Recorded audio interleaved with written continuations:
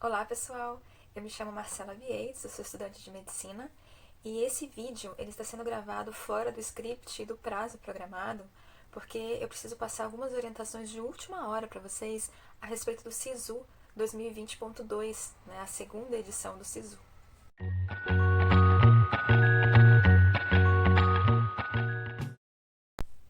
Se você está assistindo esse vídeo, muito provavelmente você já fez a prova do Enem no passado e já participou da primeira edição do SISU no início do ano. E você sabia que existe um SISU no meio do ano? Na época que eu participei do SISU, eu não sabia.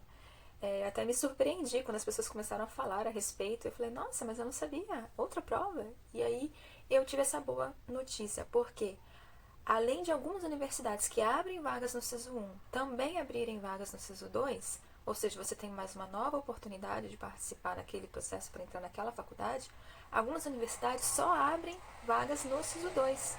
Então, é muito relevante que você fique atento para verificar se tem alguma universidade que atende às suas expectativas.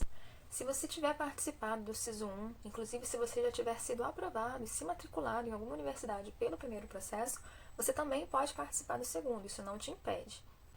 E quanto à abertura de vagas em um processo ou em outro, para vocês terem uma ideia, a Universidade Federal da Fronteira Sul, que tem campus em Chapecó e em Passo Fundo, ela participa do processo do SISU nas duas etapas, mas ela só abre vaga para o campus de Passo Fundo na primeira edição e para Chapecó na segunda edição. E aí, quanto ao processo de classificação no SISU, como é que está funcionando para esse ano?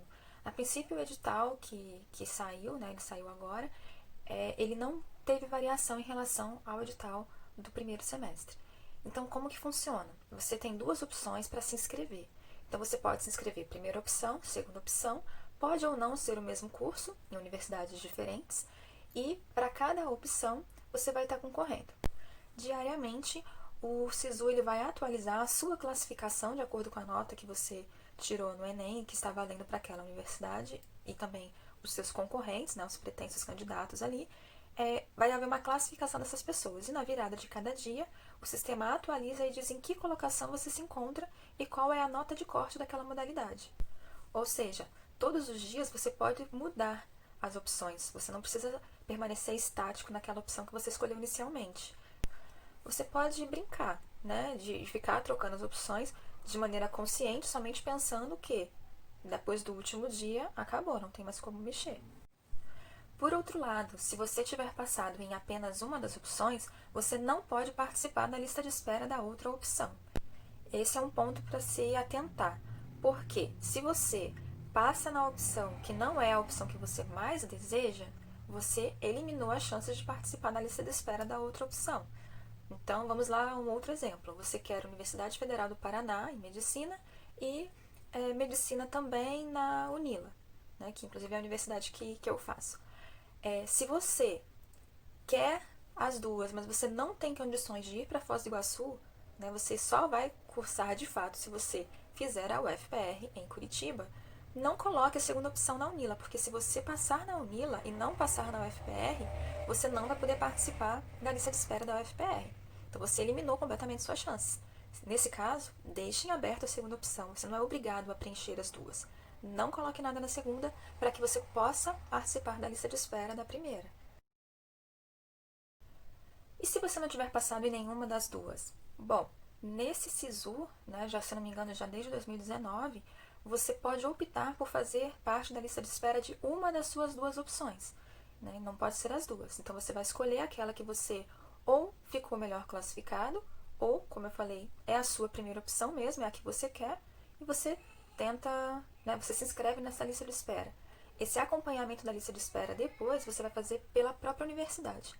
É interessante dar uma pesquisada. No meu caso, ali na Unila, nós, inclusive agora os calouros seguiram também, deram o mesmo apoio para quem está querendo entrar.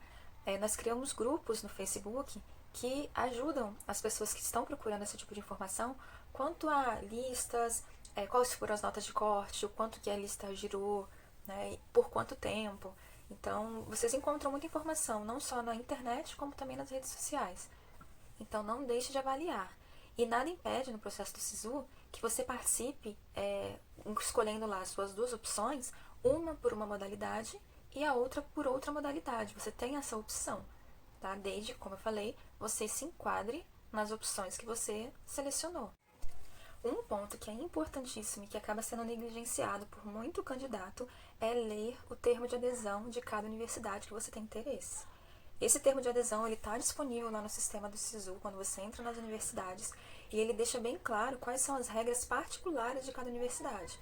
E esse documento ele traz não só as regras gerais, mas também as condições, por exemplo, para que você participe como cotista. E também documentação necessária para a matrícula. Isso é muito importante. A gente já está muito em cima da hora. Então, assim, espero que você já esteja com toda a documentação separada numa pastinha pronto para se mandar e fazer a matrícula na universidade que você for selecionado. E sobre regras, também tem um outro ponto muito importante para destacar. Vocês perceberam que esse vídeo é cheio de coisas importantes, né?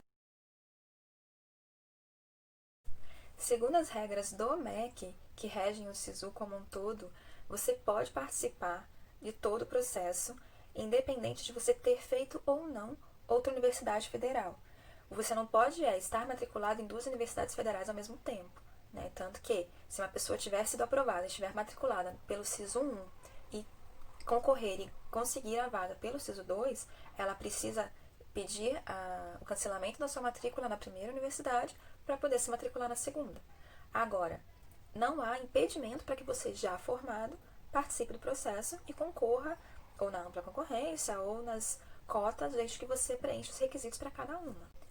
Porém, algumas universidades criaram regras específicas mais restritivas. Um exemplo disso é o UFPR, em Curitiba. Se você tiver diploma de terceiro grau em universidade pública, lá você não pode concorrer a uma vaga pela cota de ensino médio, né? Então não deixe de avaliar. E nada impede no processo do SISU que você participe escolhendo lá as suas duas opções, uma por uma modalidade e a outra por outra modalidade. Você tem essa opção, tá? Desde, como eu falei, você se enquadre nas opções que você selecionou. Outra questão ainda nesse mesmo assunto. Você pode, numa mesma universidade, optar se você quer, por exemplo, concorrer à ampla, né, na modalidade ampla concorrência, ou na modalidade ensino em rede pública, se esse for o seu caso. Foi o meu caso, por exemplo.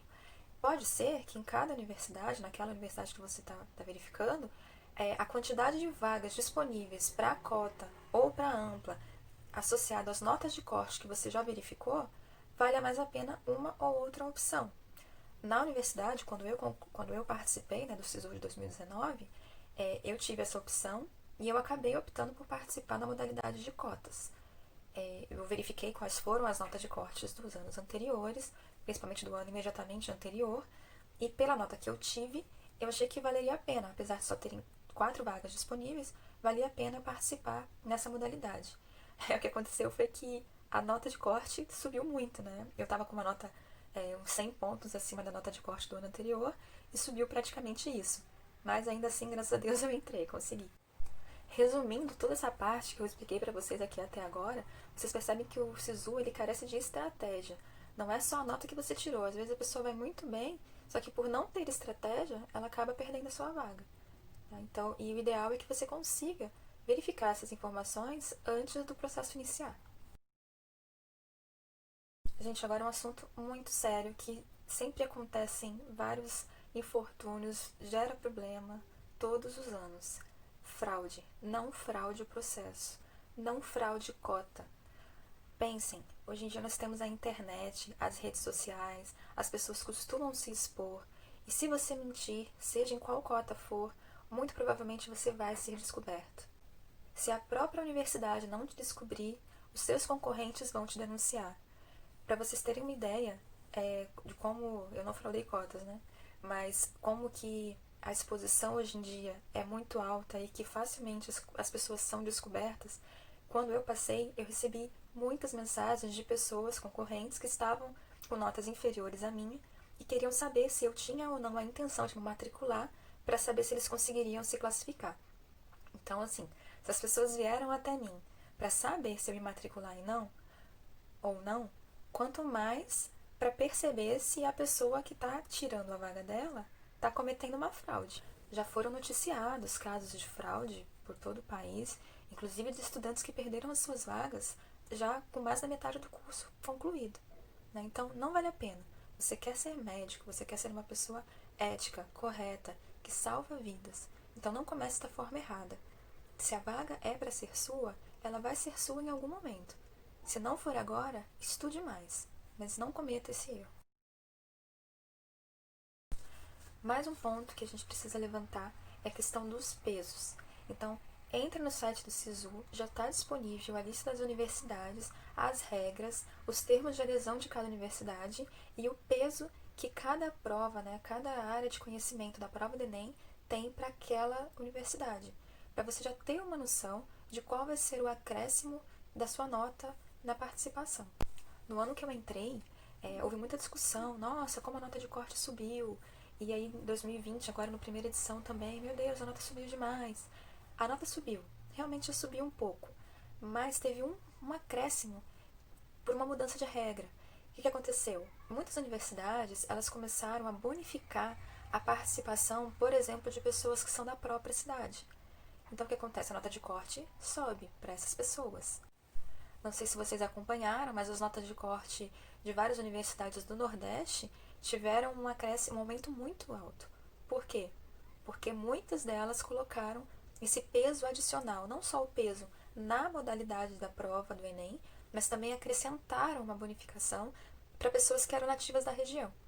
Então, isso é um outro ponto a se levar em consideração na escolha da faculdade que você está fazendo. E aí, dito tudo isso, você pode se perguntar, será que vale a pena entrar na lista de espera se eu não tiver passado em nenhuma outra universidade? Eu digo para você, claro que vale. A não ser que você não tenha, como eu falei, você não tenha feito uma boa escolha e não seja uma universidade que você pretenda cursar. Mas se for, coloque seu nome lá.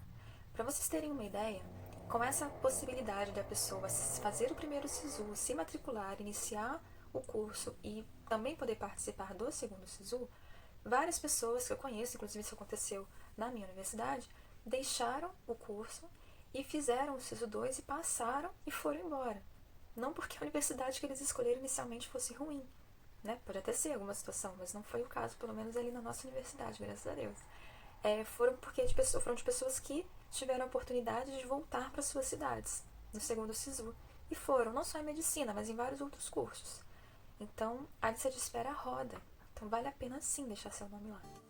Bom, é isso, pessoal. Espero ter ajudado vocês. Boa sorte. Como eu falei, tem uma estratégia. Separem lá um cantinho para vocês entrarem no sistema, acompanhar bonitinho. Não deixe de perder um tempo, que na verdade vai ser um ganho de tempo.